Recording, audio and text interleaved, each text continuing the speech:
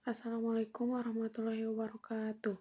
Perkenalkan, nama saya Anissa Nurfadilah, NPM 10121102 dari kelas C5 Manajemen. Di sini saya akan menjelaskan tentang Ma'rifatur Rasul. Di dalam Ma'rifatur Rasul terdapat 4 bagian, yaitu Hajatul Insan yang artinya kebutuhan manusia kepada Rasul, Ta'rifur Rasul yaitu pengertian tentang Rasul. Yang ketiga, Tarbiyah Ma'rifatur Rasul yang artinya kedudukan Rasul. Dan yang terakhir, Ma'rifatur Rasul yang artinya mengenal Rasul. Hajatul Insan ila Rasul yang artinya kebutuhan manusia kepada Rasul. Setiap manusia diciptakan oleh Allah Subhanahu wa Ta'ala dengan fitrah, di mana manusia bersih, suci, dan mempunyai kecenderungan yang baik dan ke arah positif, yaitu ke arah Islam. Ada 4 syarah Hajatul Insan. Yang pertama, Al-Insan, yang kedua fitrah, yang ketiga hidayatul Rasul, dan yang terakhir ibadatul sahih. Yang pertama Al-Insan yang artinya manusia. Al-Insan adalah ciptaan Allah Subhanahu wa Ta'ala yang diberikan banyak kelebihan dan keutamaan dibandingkan dengan makhluk Allah lainnya. Yang kedua fitrah. Fitrah yang ada pada manusia dapat menilai baik buruk tingkah lakunya, masyarakat, ataupun dirinya. Fitrah manusia adalah keinginan manusia untuk mengabdi kepada Khalik. Yang ketiga, hidayatul Rasul. Jika kita ingin mengikuti perintah Allah SWT, kita harus mengikuti perintah Rasulullah SAW. Itu adalah kaidah robani yang dibawa oleh Islam. Oleh karena itu, syahadatain terdiri atas 2 pengakuan, yaitu terhadap Allah Subhanahu wa Ta'ala dan Rasulnya. Mengikuti petunjuk Rasulullah SAW berarti mengikuti jalan Allah Subhanahu wa Ta'ala pula. Dan yang terakhir yaitu ibadatul sahih. Ibadah sahih adalah ibadah yang menyembah Allah dengan panduan mengikuti Rasul. Rasul sebagai penerimaan wahyu dari Allah harus diikuti dan sebagai keperluan bagi kita untuk menjadikan sebagai contoh dan petunjuk dalam menjalankan ibadah yang benar. Selanjutnya ialah ta'rifur Rasul yang artinya pengertian ar-Rasul. Dari segi bahasa, Rasul berasal dari kata yang berarti mengutus. Sedangkan kata Rasul adalah bentuk infinitif. Ada 2 kata kuno untuk memahami definisi ar-Rasul, yaitu yang pertama hamirur risalah, yang membawa dan menyampaikan risalah. Yang kedua, qudwatu fi takbirir risalah, yang artinya menjadi qudwah atau contoh bagi umat manusia dalam melaksanakan ajaran yang dibawanya. Ta'rifur Rasul terbagi menjadi 5. Yang pertama, asyifatul asasiyah, yang artinya sifat-sifat dasar yang layak baginya. Yang kedua, al-mu'jizat, yakni perkara-perkara luar biasa yang dapat dilakukannya dengan izin Allah untuk melemahkan mereka-mereka yang menentangnya.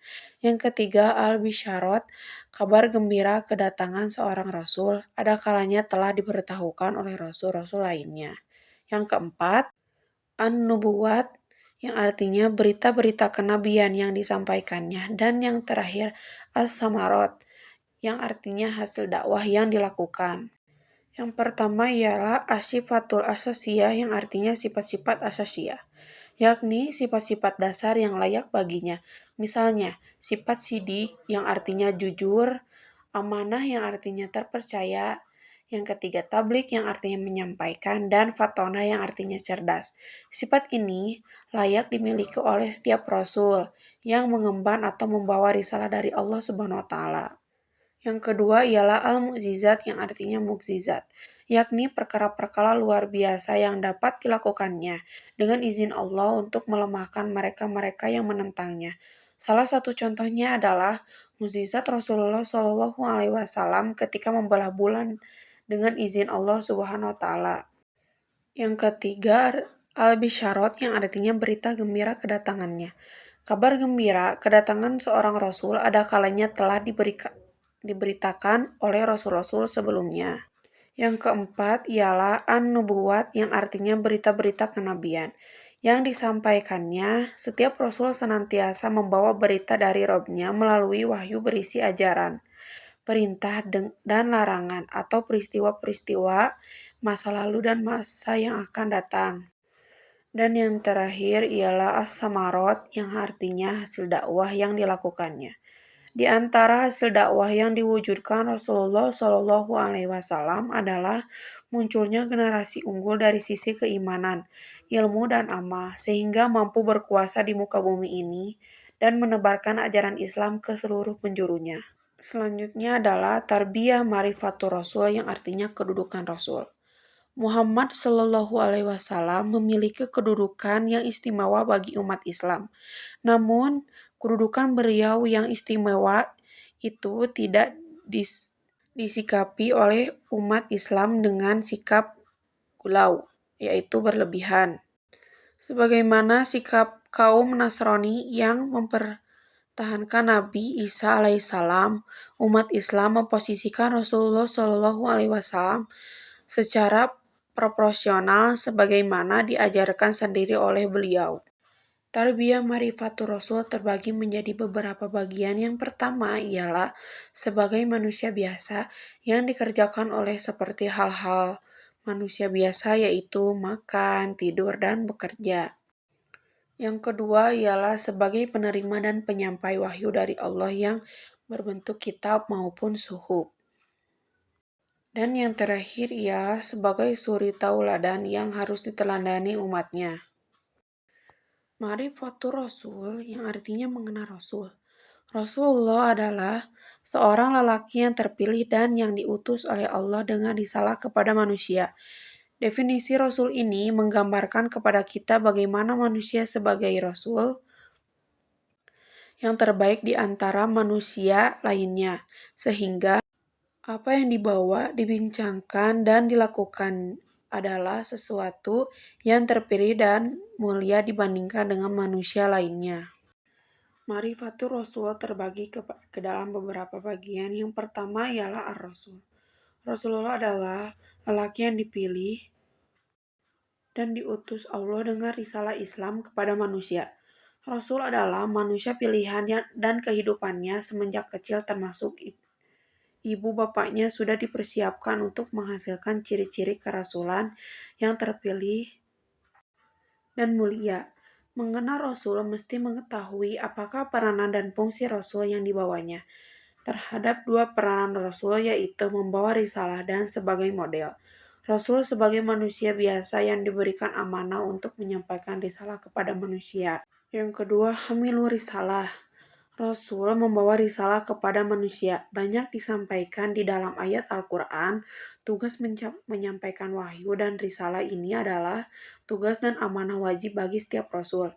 Apa sahaja yang Rasul terima dari Allah, maka disampaikan wahyu tadi kepada manusia. Rasul dan orang yang menyampaikan risalah Islam tidak akan takut dengan segala bentuk ancaman karena ia yakin bahwa yang dibawa dan disampaikan adalah milik Allah yang memiliki alam semesta dan seisinya. Dengan demikian, apabila kita menyampaikan pesan Sang Pencipta, maka Pencipta akan melindungi dan menolongnya. Yang ketiga ialah qudwatu fit tarbik risalah. Dalam menjalankan dan mengamalkan Islam, tidak akan mungkin seorang manusia dapat memahami langsung apa-apa yang ada di dalam Al-Quran, kecuali apabila dapat petunjuk dan contoh dari Nabi Muhammad dan para Rasul lainnya.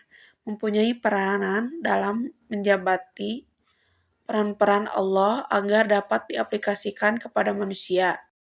Nabi Ibrahim alaihissalam sebagai contoh dalam mengelakkan diri dari menyembah sembahan berhala.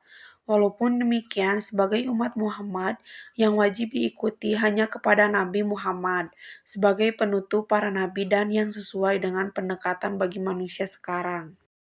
Selanjutnya ialah al-matu risalah. Agar memahami peranan Rasul lebih mendalam, maka kita perlu mengetahui apakah ciri-ciri Rasul sebenarnya. Rasul yang membawa peranan dan amanah yang cukup berat dalam menjalankan tugasnya mempunyai beberapa keistimewaan yang dijelaskan dalam ciri-ciri Rasul itu sendiri. Sifat asal, mukjizat, basyirot, nubuwah, dan samarot. Selanjutnya ialah sifatu asasiyah. Penjelasan sifat asas Rasul adalah akhlak mulia yang terdiri dari sidik, tablik, amanah, dan fatona. Sifat asas dan utama ini mesti dipunyai oleh setiap Rasul dan orang yang beriman. Tanpa sifat ini maka seorang mukmin kurang mengikuti Islam yang sebenarnya, bahkan dapat menggugurkan keislamannya. Misalnya, sifat dasar sidik, Rasulullah menekankan bahwa peran sebagai akhlak yang utama tanpa sidik, maka akan gugur keislamannya dengan kejujuran yang dimiliki, walaupun berbuat dosa seperti merogol atau mencuri, masih dapat dimaafkan apabila ia masih mempunyai sifat sidik. Selanjutnya ialah mukjizat. Banyak mukjizat yang dibawa oleh para rasul. Setiap rasul membawa mukjizat yang diberi Allah berbeda-beda seperti Nabi Ibrahim yang tidak terbakar, Nabi Musa yang membelah lautan, Nabi Sulaiman dapat bercakap dengan segala makhluk, Nabi Daud yang mempunyai kekuasaan dan lainnya. Nabi Muhammad sendiri banyak mukjizat yang Allah Subhanahu wa taala berikan, misalnya membelah bulan ketika dibaca oleh orang kafir, Al-Quran makluman awal terhadap segala peristiwa yang berlaku dan sebagainya. Dengan mukjizat ini, maka manusia semakin yakin dengan apa yang diberikan oleh para rasul kepada manusia. Selanjutnya ialah al-mubasyarat. Ciri kerasulan adalah sudah dimaklumkan oleh manusia-manusia sebelumnya. Mengenai kedatangannya, Nabi Muhammad SAW sudah dimaklumkan ketika zaman Nabi Isa alaihissalam bahwa akan datang seorang rasul yang bernama Al-Ahmad yang artinya terpuji. Selanjutnya ialah an-nubuwah. Ciri-ciri Rasul lainnya adalah adanya berita kenabian seperti membawa perintah dari Allah untuk manusia, keseluruhan seperti perintah haji pada zaman Nabi Ibrahim dan perintah-perintah Allah di dalam Al-Quran pada zaman Nabi Muhammad. Dan yang terakhir ialah Samarot.